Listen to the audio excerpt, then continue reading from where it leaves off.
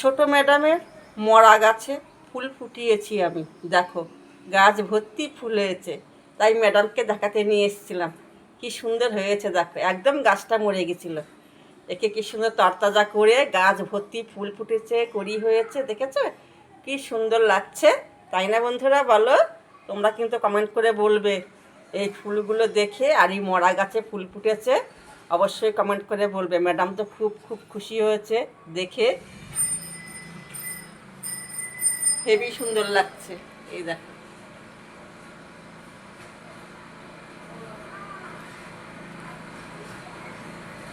Madam আবার দেখতে এসছে। এই দেখো, দারুণ লাগছে ফুলগুলো, বেগুনি কালার, আমার ভীষণ পছন্দের রং।